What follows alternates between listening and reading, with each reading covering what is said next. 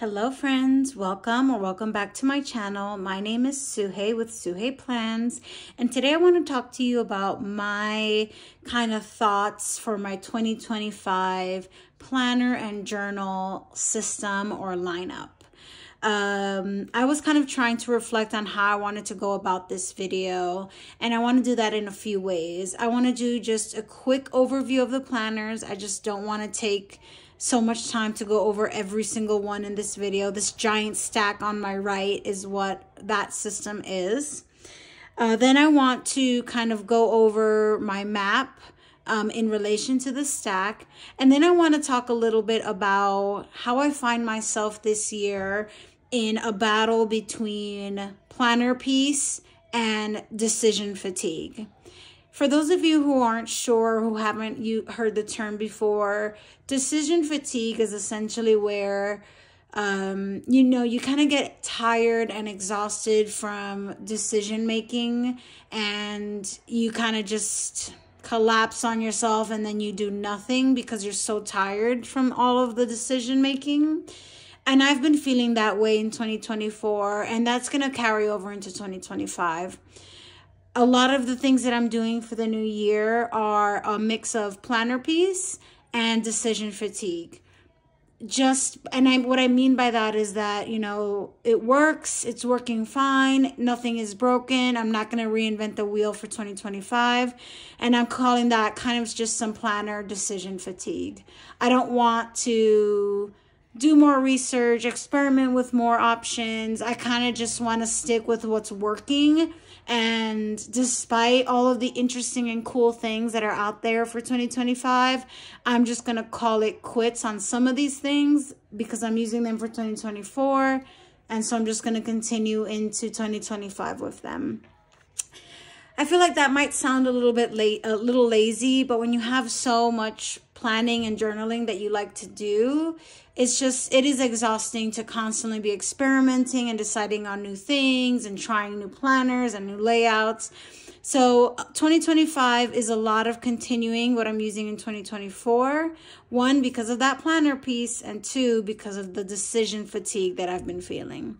So let's jump in. I'm going to move the giant stack to the side for just a little bit. Try not to topple it over. And let's talk about my 2025 kind of map here. I'm using a Rosie Papeterie Le Cahier grid notebook. I used this same notebook for 2024 to write down my ideas for that year, and I came back for the 2025 brainstorm. I use sticky notes, transparent sticky notes, so that if I change my mind on one of these categories, I can easily swap them out for, another planner idea that I might have. That's that. I ran out of these, so I started using the circular ones and these page flags, these rectangular page flags. So then this is 2025. This is also a Planner Monkey Co. washi. I've got a couple of categories here for all of my planners. My core system, which is composed of work, a personal, and a journal. Something for fun, which is my media journal for this year. My goals and intention system, which consists of a goal planner, a place to track progress on my goals, and then an intentions and gratitude journal. I have a travel on the go for weekends away or any time that I'm traveling and away from home, and just every day on the go. An experiment category, which is where I'm interested in trying new things, and I want to see how they kind of work for the new year. And again, this is a completely optional category. I don't need to experiment with these different planners. And then last but not least, a journal and memories section that's composed of a place to micro journal. And that just means doing very 1 to 5 minute journaling sessions in the middle of the day as things come up. A memory keeper, and then my kids' 5-year diaries. And that's what makes up my 2025 system. I want to go through these things by category and then just tell you what's kind of planner peace and what is planner fatigue or decision fatigue. Because I love planners. I don't know if I'm going to ever get tired of them, but I am starting to feel a little worn down by constantly trying different things and being in different kinds of systems.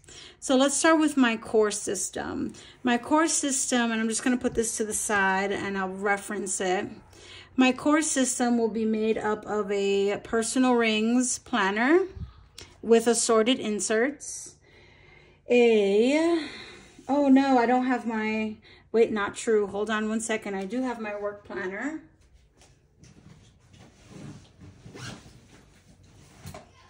I'm just carrying it around in my potter, sorry. So the A5 common planner that I'm using for, oops, it's upside down, that I'm using for work, that I've started already using and that I'm continuing for 2025. Personal rings I'm also already using and continuing into 2025. And then my daily journal, which is a freely noted grid notebook that's just housed in a Hobonichi cover, but it's just a plain grid notebook in A5. These three things are going to be my main system for 2025. Personal rings is working great. I'm going to call this planner peace. The common planner, the undated A5 common planner for work has been amazing. I'm also going to call this planner peace. So these are two decisions for 2025 based on planner peace that I'm feeling now. This I would call a little bit of planner decision fatigue. I picked up a freely noted notebook and absolutely loved the paper, loved writing in it with my fountain ink pens. And I just had an extra one on hand and I decided I'm going to make this my journal for 2025. I don't want to experiment with new books. I don't want to try the Hibino dated daily. I don't really want to try anything. I like how this looks. I like the size. I like the paper. I had an extra one in my stash. Here we are. This is an example of planner decision fatigue. Not wanting to do much more and just going with what I have in my stash. And that's my journal. So we've got some planner peace and some decision fatigue happening in my core system. Next up, we have for fun. I'm having fun with this journal, genuinely. And this is just an A6 notebook that I'm using for tracking media, books, movies, and podcasts that I watch.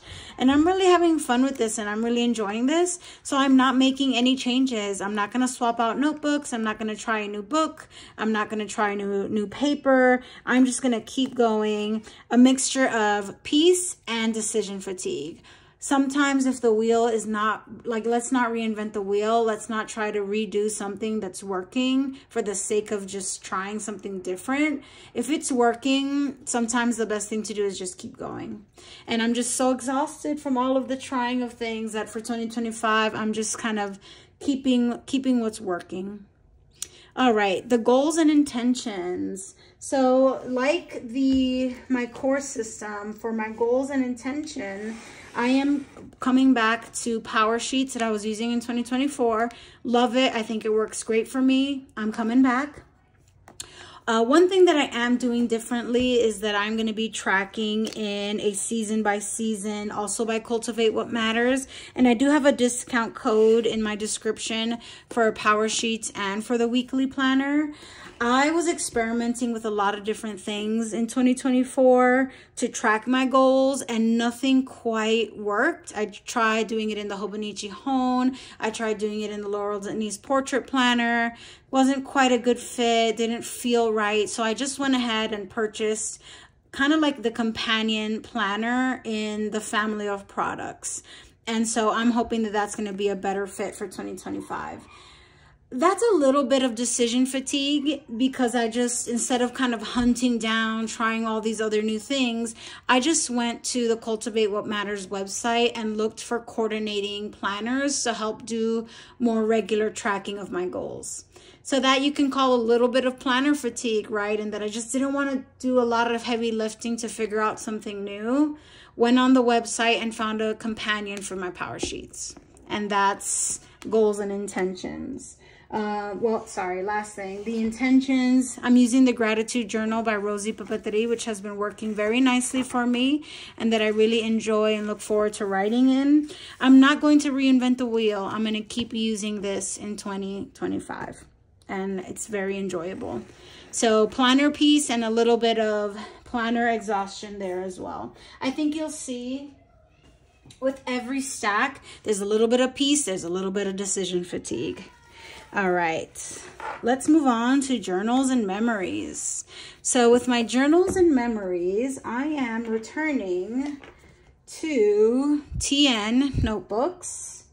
I am going to continue in my kids' 5-year diaries that I'm using the Sterling Ink B6 5-year diary. Yeah, so I'm going to continue in these. If anything, I'm going to do more everyday journaling in the TNs.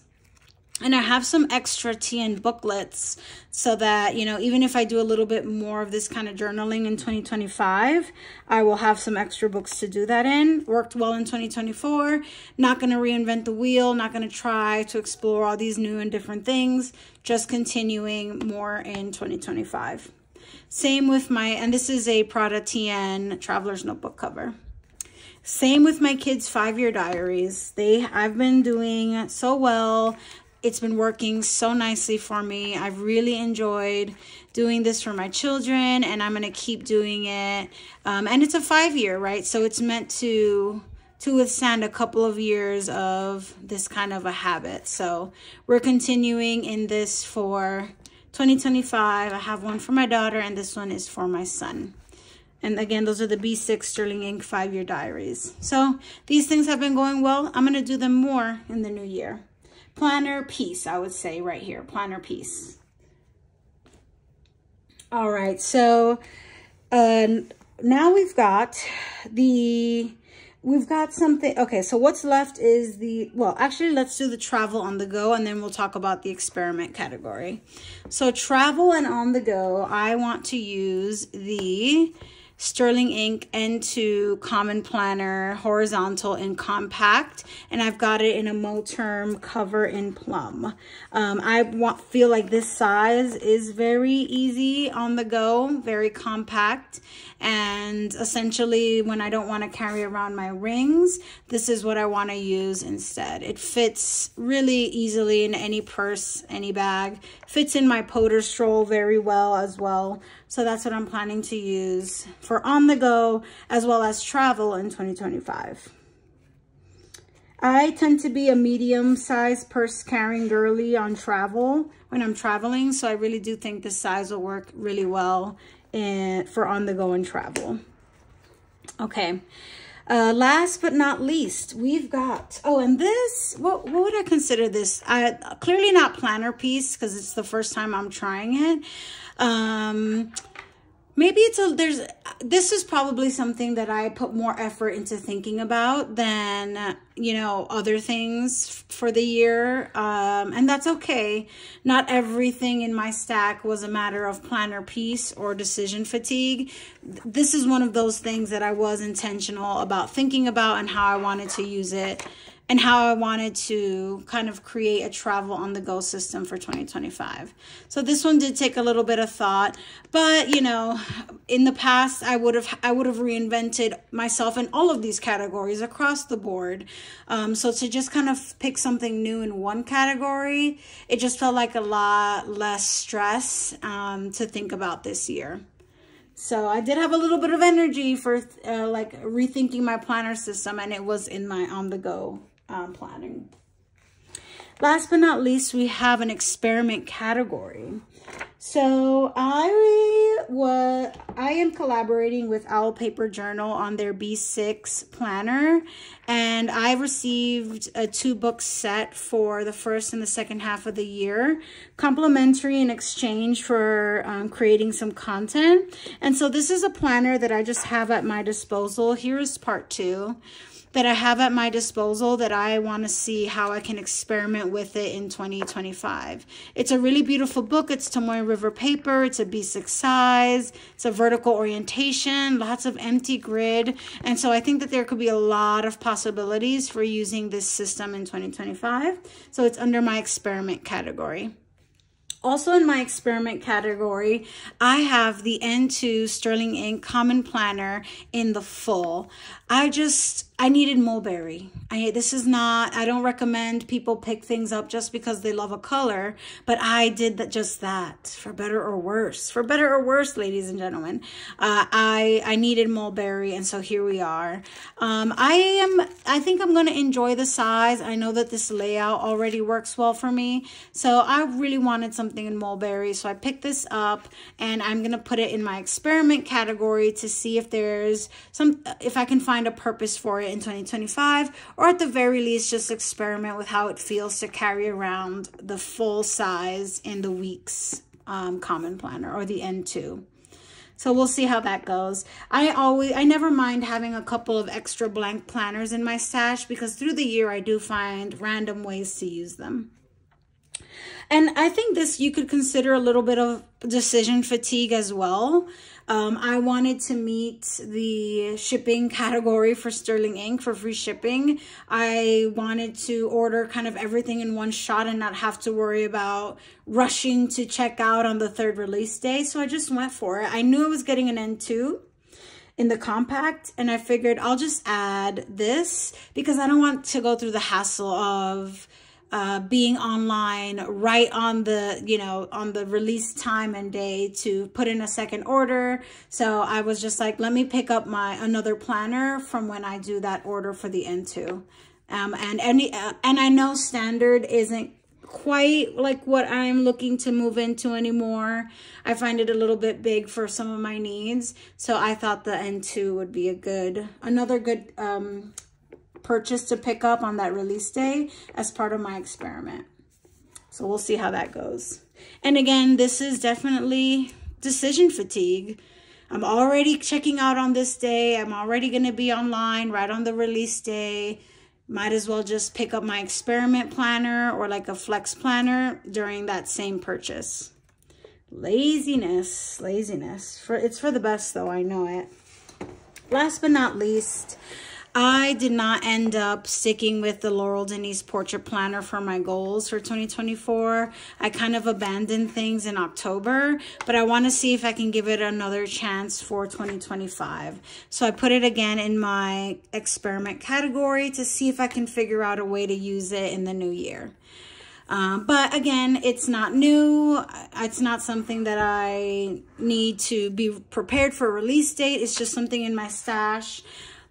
This is also planner decision fatigue, not wanting to think about much or buying something new or experimenting with something new. It's in my stash. I'm going to see if I can try to use it. And it's simple as that. And so that is my 2025 planner, like my thoughts for my system. A lot of these things I'm already using in 2024, and I'm just going to keep moving into them in 2025. I am experiencing peace across the board and across the categories, but then with other things, I just didn't want to do the work of researching, finding something new, possibly being disappointed. So I'm just kind of rolling with what works and keeping that motto for 2025. Hopefully I'm on the right track and it serves me well. There's still several months and weeks left until the new year. So we'll see. Change is possible, but I'm feeling really good. And again, I'm pretty tired. So I do believe that I'm just going to roll with this into the new year. Thank you so much for watching. If there's anything in my system that you would like more information on, or you think another video would be helpful on, please let me know in the comments. I'd love to hear from you. Thank you so much, friends. I will see you in the next one.